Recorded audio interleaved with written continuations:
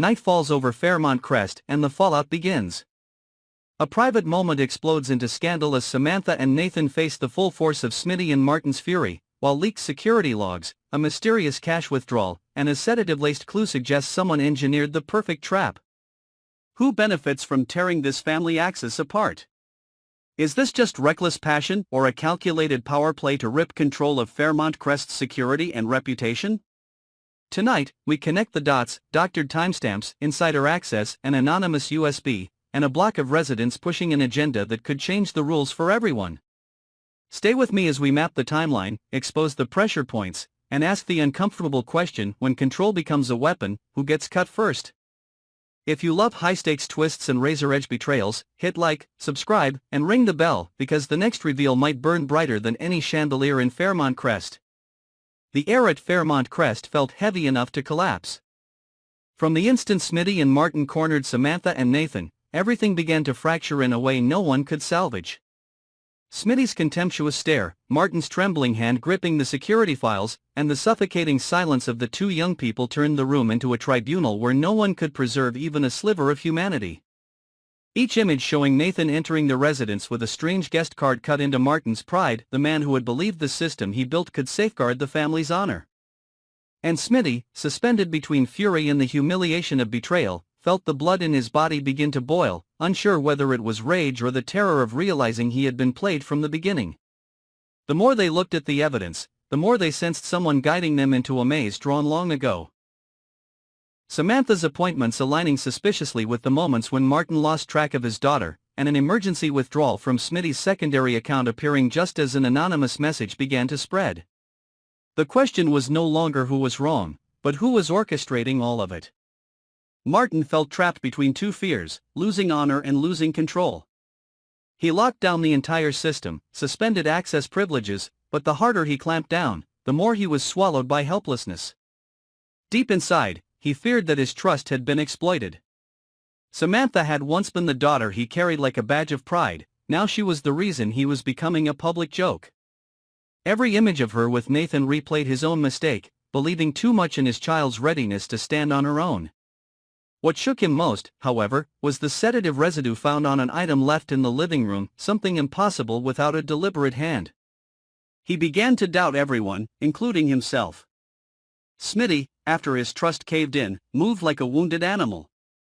He could not accept that Nathan, the man he had protected, the man he had treated as a right hand, had betrayed him by slipping into Samantha's life. But deeper down, his anger was not only directed at Nathan, it turned inward, toward his own failure to keep the world from slipping past his guard. Rage made him smash and storm, yet the moment he saw funds withdrawn from his account with no clear reason, he recognized that someone had intervened far more deeply than he imagined. He began to see himself not just as a victim of betrayal but as a pawn in a larger game played by an unseen force watching from somewhere, smiling as they destroyed one another. Samantha sat motionless, her face pale with equal parts shame and despair. She knew she had been set up and could not prove it. Meetings with Nathan, intended to discuss a security lawsuit, had become evidence against her. Everything had been distorted. Schedules, messages, even the camera's gaze. She felt as though she were living in a script written in advance, every step observed. Nathan, who had once believed he could manage the fallout, could only keep silent now. He understood that he had dragged Samantha into hell, and worse, he did not know who truly wanted them to fall. Outside the gates of Fairmont Crest, rumors raced like fire through dry woods. Residents whispered about a mole, about a saboteur who had manipulated the security network to create this scandal. Some believed it was the work of an opposition bloc on the management council, people hoping to wreck Martin's and Smitty's influence and seize operational power. Others murmured that the traitor came from within, driven by greed or an old grudge. For those at the center, suspicion became a weight. Every message, every glance, every footfall along the corridors could be a trap. Martin slid into obsession. He stayed up through the night scrubbing through footage, annotating frames, comparing motions. He trusted no one, not even his own guards. When he discovered that the basement camera had been shut off at the exact moment the withdrawal occurred, fear hardened into a quiet madness. He began to suspect that Smitty or Nathan might have conspired with someone. Yet when he looked at Smitty's hollow eyes, an expression mixing hatred and hurt, he hesitated. The sense of losing his bearings left him unable to tell what was true and what was manufactured. Smitty, meanwhile, investigated on his own terms. He quietly backed up the system's data, chased the money trail, and found a chain of masked transactions filtering through numerous dummy accounts. Everything seemed to point to an IP address overlapping with the community's internal network, meaning the betrayer was not outside at all. When Smitty brought his findings to Martin, the older man returned only an icy look, as if he no longer believed in anything. The two men who had once defended Fairmont Crest now stood on opposite sides, suspecting each other like wolves trapped in a narrow cave where only one could survive. Samantha and Nathan became the bullseye of collective resentment. Their entry privileges were revoked, their names scrubbed from resident lists, and every time they stepped into view, they met eyes full of disgust. Yet inside both of them grew the conviction that something larger had been in motion, a hidden hand arranging it all. Nathan remembered a strange text he had received, "Go see her, things will become clear." He had ignored it at the time, but now realized he might have been lured. He tried to contact the sender, the number had already been destroyed. One by one, everyone at Fairmont Crest began to distrust themselves.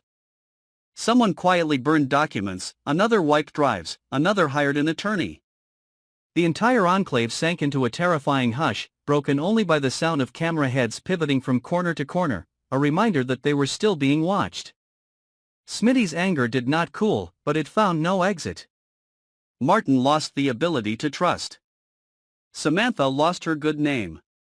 Nathan lost any path forward. Somewhere in the dark, the architect of their ruin waited for them to finish tearing each other apart, preparing to step out as the final victor. Fairmont Crest was little more than a gold-plated shell overwrought. The wrought iron gates remained shut, but inside, every soul was being ripped by fear and suspicion. No one knew where the next blow would land, from an enemy, or from the hands of family. And in the moment that seemed quietest, the real betrayal began, opening a wound no power could hide. As the credits threatened to roll, Fairmont Crest isn't cooling down, it's pressurizing. The council's security vote looms at dawn, and every faction is jockeying in the shadows. The outsourcing block sharpening talking points, the old guard patching systems that should never have cracked, and a nameless courier sliding another unmarked USB under a door like a lit match. Samantha has uploaded her movements and messages to the audit archive, staking her name on transparency. She wins a few allies and twice as many enemies.